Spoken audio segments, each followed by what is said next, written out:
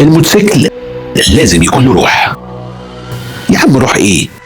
انا عايز اوصل مرتاح راكب موتوسيكل بالظبط، مش عايز اتعب.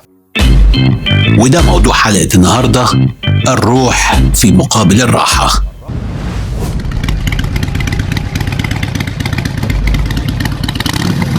خليني احذرك من البداية، الحلقة دي حلقة صدامية، ولو انت مش مستعد ان حد ينتقد الهوندا جولد وينج اقفل الفيديو ده من دلوقتي، لان انا النهاردة داخل على منطقة خطر جدا. هارلي ديفيدسون ضد هوندا، وبالاخص الهوندا جولد وينج في ناحية هوندا، وفي ناحية هارلي ديفيدسون هنتكلم على واحدة من احدث وافخم التورينج موتورسايكلز او الدراجات عند هارلي، الرود جلايد ليميتد 2026 او الستريت جلايد ليميتد 2026. التو بايكس ار فيري سيميلر، وانا اخدت الرود جلايد في رحله حوالي 3000 كيلو حول كاليفورنيا. يعني مش بتكلم من مجرد قراءه مواصفات على الانترنت او على كتيب، انا بكلمك عن تجربه واستخدام حقيقي. وانا برضو استخدمت الهوندا جولد وينج في احدى السنوات لاكثر من 1000 كيلو، ولكن كان موديل قديم شويه 2021. البايك دي الهوندا جولد وينج الناس بتعيب عليا لان انا بسميها البطه المرتاحه للسفر والسياحه. بس قبل ما اصحاب الجولد وينج يبتدوا يهاجموني في الكومنتس، خليني اوضح شيء مهم جدا. انا مش بقول ان الجولد وينج موتوسيكل سيء، بالعكس تماما. انا بقول ان الجولد وينج يمكن يكون واحد من افضل اذا ما كانش افضل دراجه اتعملت للسفر للمسافات الطويله والترحال. لكن السؤال هنا مختلف تماما، هل افضل موتوسيكل تورينج هو بالضروره امتع موتوسيكل؟ وهنا يبدأ الخلاف. خلينا اولا نعترف بالحقيقه، لو دخلنا الموضوع من الناحيه الهندسيه البحته او البيور انجينيرنج، الجولد وينج حقيقي عندها ارقام ومواصفات تخلي اي حد يحترمها. عندك محرك 1833 سي سي بست اسطوانات ليكويد كولد يعني مبرد بالسائل، وعندك نظام اليوني كام يعني الكام شافت موجود داخل السلندر هيد، وده بيدي تصميم مختلف تماما عن التصميم التقليدي للمحرك بتاع هارلي ديفيدسون اللي فيه الكام شافت داخل الكرانك كيس، والبوش رودز هي اللي بتنقل الحركه للصمامات او للفالفز. والنتيجه طبعا ان الجولد وينج فيه سلاسه اكتر وفي تشغيل المحرك وعلى الطريق، وبيديك سموثنس عالي جدا. في الجولد وينج كمان عندك نسخة الدي سي تي، يعني ناقل حركة اوتوماتيك بيغير الغيارات بنفسه.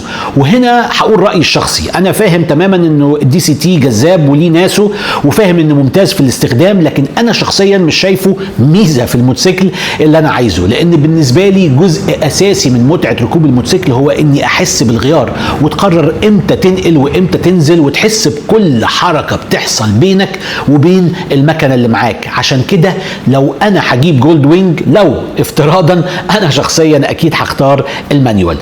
وعندك كمان في الجولد وينج الدبل ويش بون، اللي هو نظام التعليق المصمم بشكل ممتاز عشان يمتص كل الصدمات اللي على الطريق، وبالتالي بيديك مستوى عالي جدا بل خرافي من الراحة والثبات. فلو قلت لي يا احمد يا وجيه الجولد وينج موتوسيكل متطور جدا، هقول لك 100%. ولو قلت لي ممكن تكون انعم واهدى واكثر راحه من الهارلي، هقول لك اكيد. لكن هنا لازم نسأل سؤال مهم جدا، هل الموتوسيكلات كلها مجرد ارقام؟ لان لو كانت ركوب الموتوسيكلات كلها بالارقام والمواصفات ما كناش ركبنا موتوسيكلات اصلا. احنا راكبين موتوسيكلات رغم اننا عارفين ان فيها ريسك، وعارفين ان العجلتين اقل حماية من الاربع عجلات، ومع ذلك بنركب 27 مرة اخطر انك انت تركب موتوسيكل عن العربية. ليه بنركب؟ لان في حاجة اسمها متعة واحساس وشغف وتجربة. وهنا نبدأ نفهم هارلي ديفيدسون. من الأساس هارلي ديفيدسون ما بنتش علاقتها بالناس أو بعشاقها على فكرة أنا عندي أفضل محرك. هارلي بنت علاقتها بالناس على فكرة مختلفة تماما، أنا عندي شخصية وأنا مختلفة. وزي ما أنتوا عارفين ركوب الموتوسيكلات بصفة عامة زي ما قلنا في قدر من التمرد، سواء أنت راكب بي ام دبليو، هارلي، تريامف، وات ايفر اللي أنت راكبه، أنت في النهاية بتختار أنك تركب على عجلتين وأنت عارف أنه في ريسك وفي تحدي وفي خروج عن المألوف. لكن هارلي ديفيدسون عملت حاجة مختلفة، تمردت على التمرد. يعني لو ركوب الموتوسيكل نفسه فيه تمرد على المجتمع، فاللي عايز يتمرد على المتمردين عارف ان هو لازم يركب هارلي، ودي شخصية مختلفة لازم تكون متماشي في هذا الاتجاه عشان تحبه. لكن خلينا نرجع للجزء الهندسي لان ده مهم جدا. هارلي الحديثة خصوصا في آخر 5 أو 6 سنين مش هي هارلي بتاعت زمان، وعشان نكون منصفين الرود جلايد ليميتد 2026 بيجي بمحرك خرافي الملواكي 8 117 بنظام الفي في تي الفاريبل فالف تايمينج.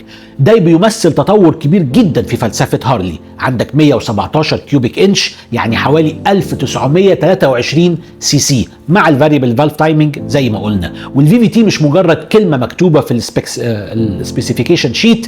الفكرة ببساطة ان المحرك اصبح قادر على تغيير توقيت فتح وغلق الصمامات حسب ظروف التشغيل، وده بيساعد على توسيع الباور باند وتحسين طريقة توصيل القوة للعجلة الخلفية. الاهم ليا مش التكنولوجيا او اسمها، انا يهمني انا حسيت بايه وانا سايق. فهقول لك الملواكي 8 ال 117 الجديد بقى اكثر نعومة واكثر مرونة، ولو عايز اقولها لك بطريقة مبسطة من الاخر كده بيسامحك. اتس فورجيفنج. يعني لو انت على الغيار الثاني والمفروض تكون على الثالث او على الثالث والمفروض تكون على الثاني، الموتوسيكل مش هيقعد يصرخ فيك ويقول لك انت غلط ويكسر لك الدنيا ويديك فايبريشن يبهدل لك ظهرك علشان يفهمك انك في الرونج جير. لا، ده بيديك مساحه اكبر وبيسمح لك ان انت تعمل التغيير ده من غير ما الموتور يعاقبك بنفس الطريقه القديمه. هل اختفى الفايبريشن؟ طبعا لا، لسه في فايبريشن، وده جزء من شخصية الكاركتر بتاعة هارلي ديفيدسون، وده اصلا جزء اساسي من اللي انا بحبه في هذا البايك، واللي اكيد كل عشاق هارلي بيحبوها عشان كده. فلو لخصنا الجزء الهندسي، الجولد وينج عندها محرك اكثر سلاسة، ليكويد كولينج وكفاءة عالية وبيقدم مستوى هندسي متطور. الملواكي 8 ال 117 في في تي تطور وتطور بشكل كبير جدا، واصبح اكثر مرونه ونعومه وقدره على السفر لمسافات طويله من اي وقت كان فات قبل كده. لكن في النهايه هارلي ما زالت محتفظه بالكاركتر بتاعها، وما زالت بتخليك تحس ان في محرك، في ماشين تحتيك. الجولد وينج ناعمه جدا، ناعمه لدرجه انك ممكن تنسى ان انت راكب موتوسيكل، وده بالنسبه لي ميزه وعيب في نفس الوقت. وبالظبط ده اللي بينقلني للنقطة الأهم في الحلقة دي، إن أنا بسمي الجولد وينج البطة المرتاحة للسفر والسياحة، والناس كتير بتعيب عليا في هذه التسمية. ده مش تقليل منها بالكامل ولا تقليل من أي حد بيسوقها، بالعكس ده وصف دقيق جدا للدرجة ديت لما هي صممت من أجله. الجولد وينج بتقول لك اركب، اقعد عليها، ارفع الويند شيلد، شغل الدي سي تي لو في دي سي تي، اختار المود بتاعك وانطلق في الطريق. والحقيقة هي بتعمل ده بشكل ممتاز، ولذلك هي بطة مرتاحة للسفر والسياحة، تعبر عن هذا الشعور. لكن أنا شخصيا مش ده اللي بدور عليه في الموتور سايكل أو في البايك اللي أنا عايز أركبه. أنا عايز أحس إني راكب موتوسيكل، مش عايز الطريق يختفي تماما، مش عايز كل حاجة تبقى سلسة وسموث لدرجة إن الآلة نفسها أو المكنة نفسها تختفي من التجربة. أنا عايز أحس بالمحرك، عايز أحس بالجير وانا بغير، عايز اقرر امتى اطلع وامتى انزل في الغيار، اطلع للغيار الاول او الثاني او الثالث او الرابع او انزل، انا اللي اتحكم فيه. عايز احس ان في علاقه ميكانيكيه بيني وبين الموتوسيكل. وعشان كده الدي سي تي بالنسبه لي مش ميزه تماما، وانا فاهم جدا ان في ناس زي ما قلت بتحبه وممكن بالنسبه لهم يكون افضل شيء في الدنيا، وده حقهم تماما. اختياري انا مش بالضروره يكون هو الاختيار الصح ليك، لكن الدي سي تي في النهايه مش ليا بالتاكيد. خليني أديك بعض النقاط اللي ممكن تستخدمها في المقارنة ما بين الاتنين. رقم 1 هو الريسيل فاليو أو قيمة إعادة البيع.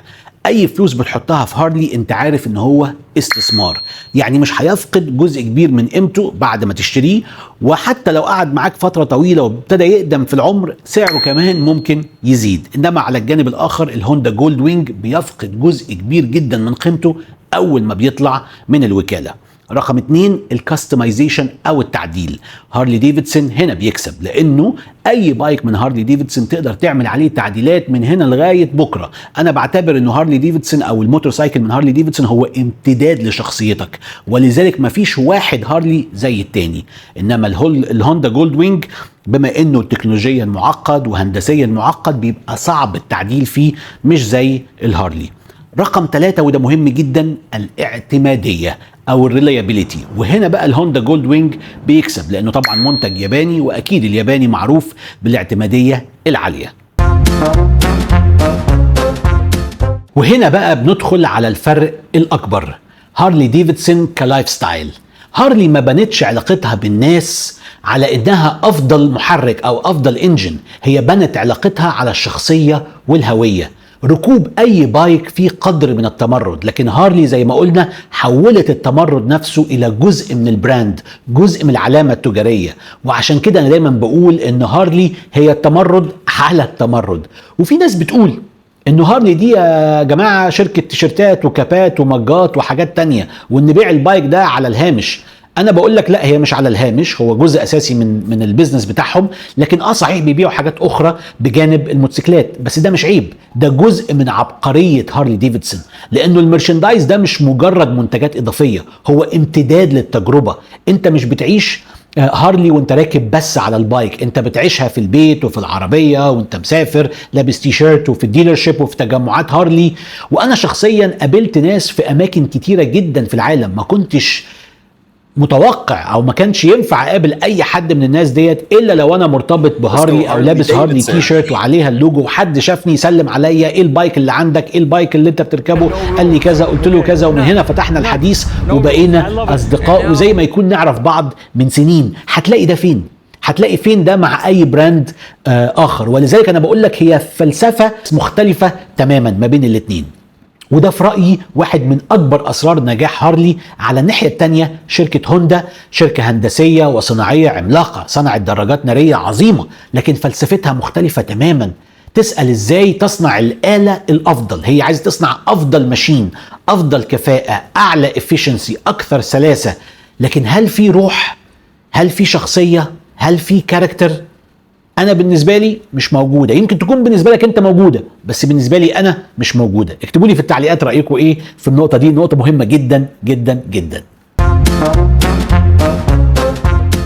هارلي ديفيدسون مش مجرد موتوسيكل انا بمتلكه، هي السبب اللي بيخليني عايز اركب واسافر واكتشف واتعرف على ناس جديده. وفي النهايه انا بقول لاصحاب الجولد وينج انتم اصدقاء، واحنا بنتشارك الطريق وبنتشارك الريسك وهذا الشغف للتو ويلز. انت بتحبها على جولد وينج هوندا، انا بحبها على هارلي ديفيدسون. كل واحد بيشوفها بشكل مختلف، ولكن هذا لن يغير تشبيهي للجولد وينج اللي انا بشوفه ما فيهوش اي تقليل من الجولد وينج. هي البطة المرتاحة للسفر والسياحة، وانا بأفضل الحصان او الفرس الحديدي من هارلي ديفيدسون.